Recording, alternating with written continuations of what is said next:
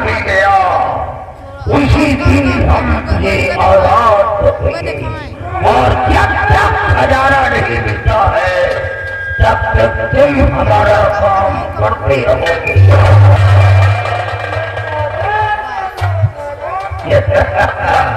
जाओ, हम तुम्हें अभी आजाद नहीं करेंगे। खजाना मिलने के बाद हम तुम्हें अवश्य दे देंगे।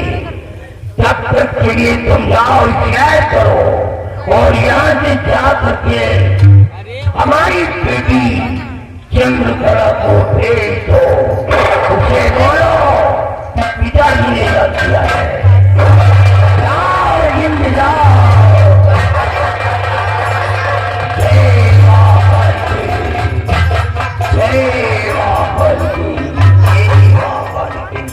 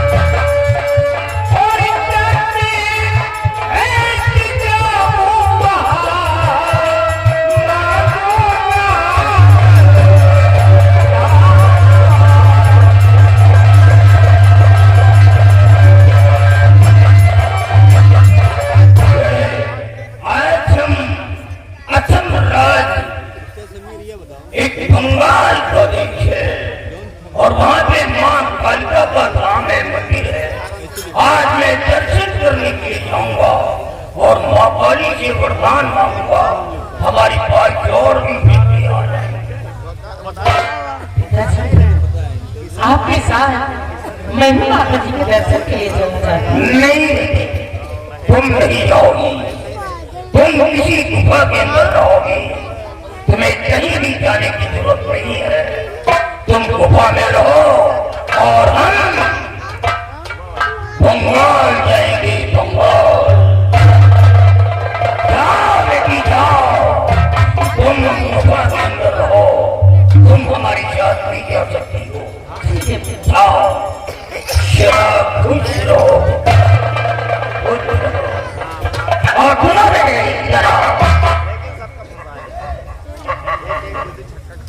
ये जो जिन्न है, ये जिन्न बहुत ही खतरनाक है। मैंने बड़ी मुश्किल से इसे गिरफ्तार किया है। इसका बाण हमारे टिक्के में रखा हुआ है। याद है, उस बाल पर राज नहीं खुलना चाहिए।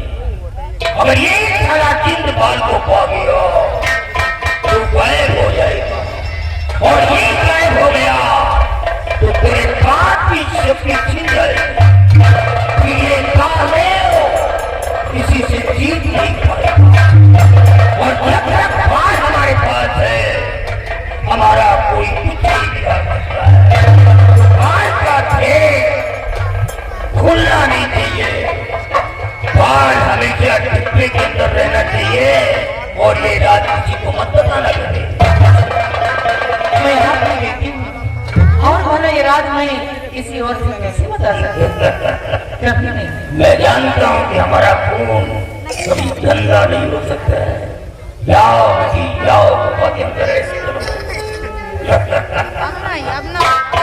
ये सारा जिन कहता है मुझे आजाद करो, मैं तेरे को आजाद करूंगा लड़े, लेकिन देखते हमें सफीना मिल गया, देखते मार खजाना मिल गया, उसी दिन मैं तेरे को आजाद करूंगा। और जब तक खजीनो, जब तक खजाना और सफीना मेरे हाथ में रहता है, तो सब सारे तुम इसी तरह हमारे गुलाम बन करके रहोगे, लेकिन तुम्हारी बुराई कराते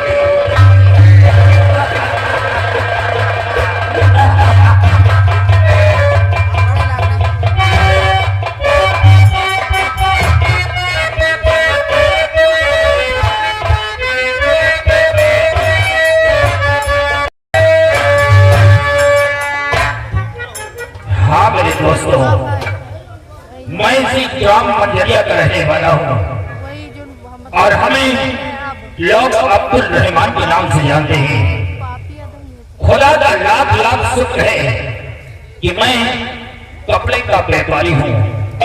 चलता हूँ किसी बस्ती की तरफ और अपनी फेरी लगाता हूँ, कपड़े बेचता हूँ।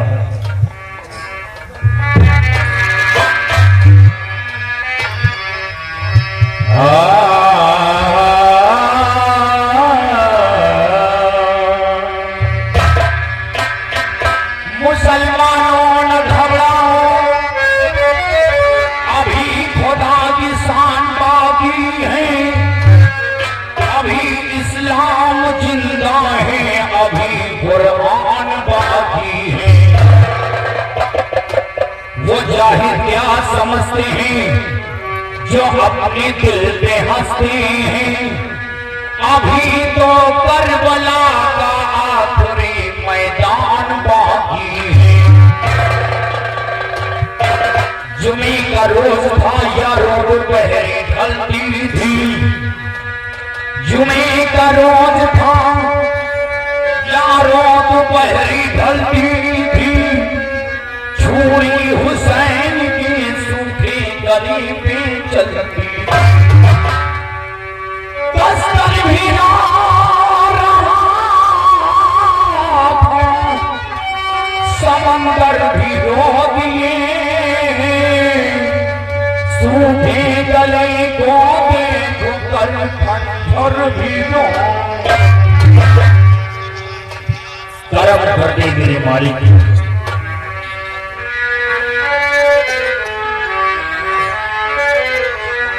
महबूबे खुदा कमली वाले, महबूबे खुदा कमली वाले, सायल पे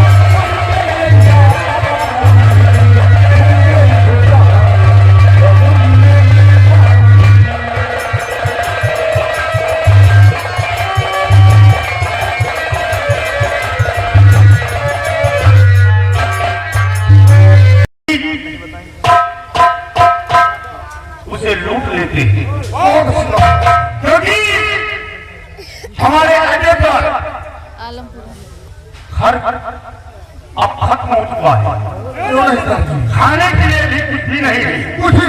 इसलिए आओ हम चलकर उस सेठ महाजन को किसी घाटी के बीच उसे हम लूट लेते हैं। चलिए ये सरदार साहब, अरे एक मेरा फरमान हमारा इस घाटी के बीच भाई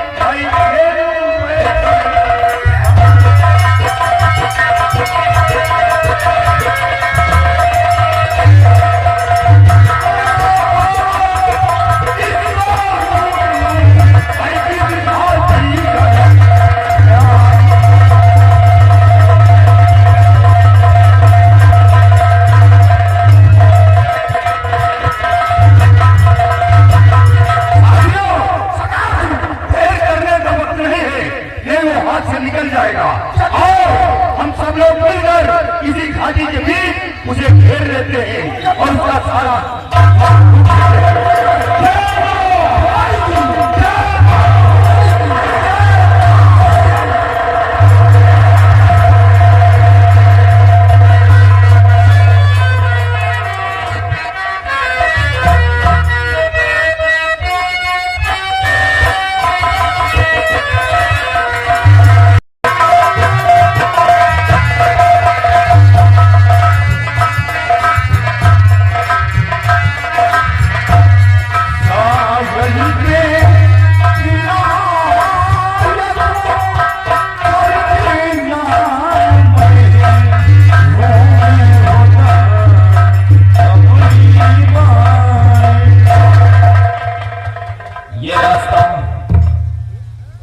बहुत ही सुनसान नजर आ रहा है, घनघोर जंगल नजर आ रहा है। चलो किसी बस्ती की तरफ, इस तरफ तो कोई गांव भी नजर नहीं आता है। मैं इसी रास्ते को तय करता हूँ और चलता हूँ, देखता हूँ सामने बस्ती जरूर होगी।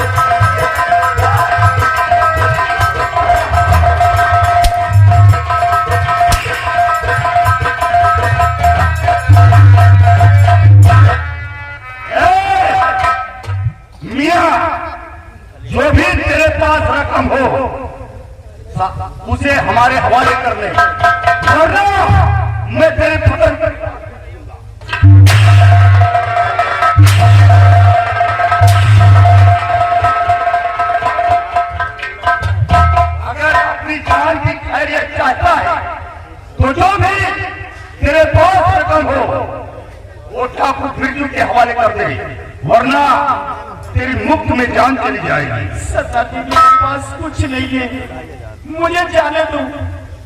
आज सुबह से मेरे कपड़े की बिक्री भी नहीं हुई है, मेरे पास एक पैसा नहीं है सरदार जी, खुदा के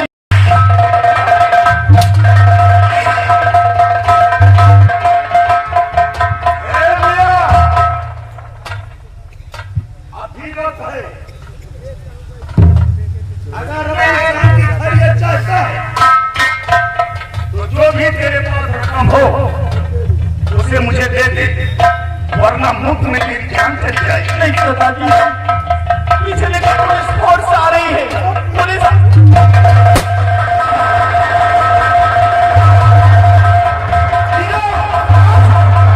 ये साला मियां चकमा देकर भाग गया, लेकिन इस घाटी से भाग कर कहाँ जाएगा?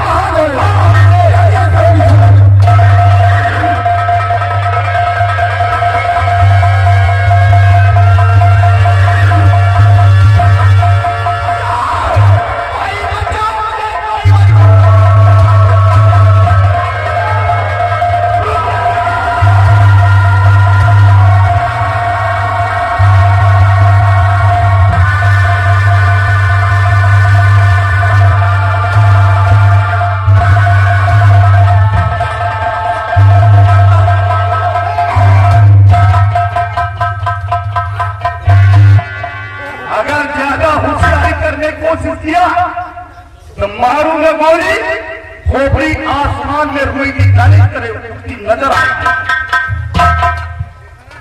मेरे पास कुछ नहीं है, मैं खुदा की कसम खा के कहता हूँ, मुझे छोड़ दो सरदार जी। डाकू बिरजू से चालाकी, साले मियां तू मुझे चकमा दे।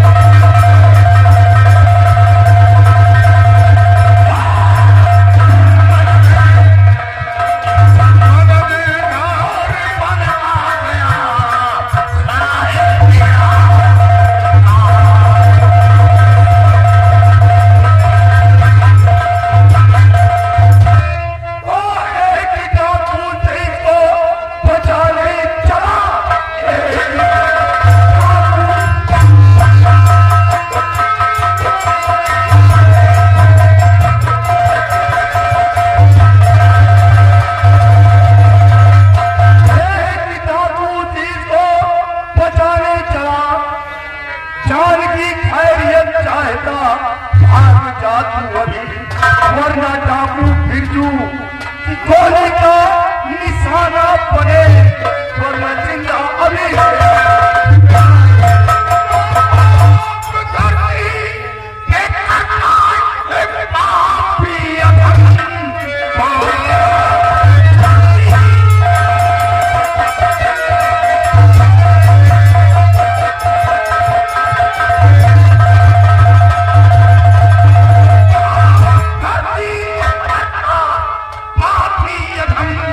बात का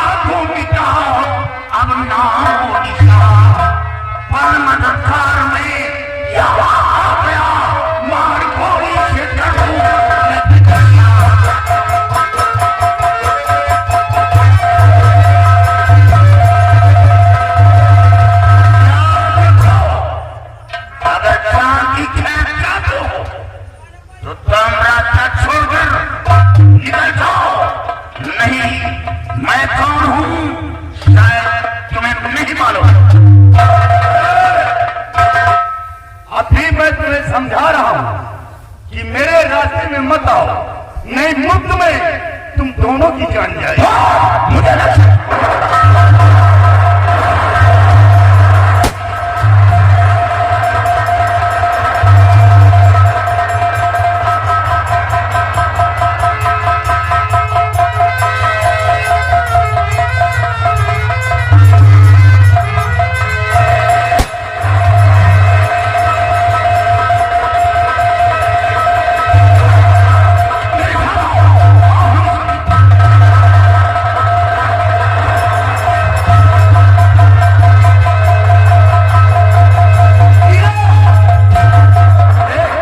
चंपा की गोली लगती है।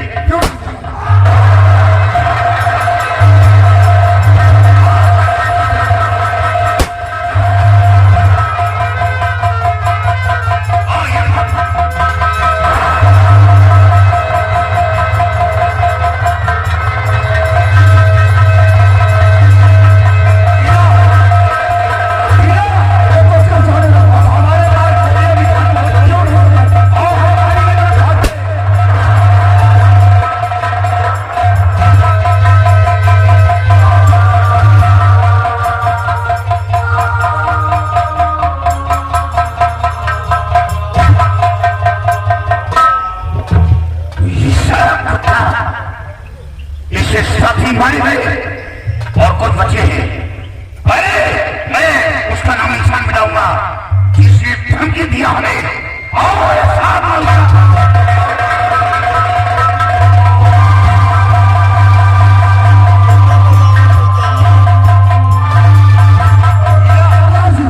हमारे एक साथी सारे मारे थे। अब हमारे पास गोलियां भी खत्म हो चुकी है। छुप जाते हैं वरना हम भी बेमौत मारे जाएंगे।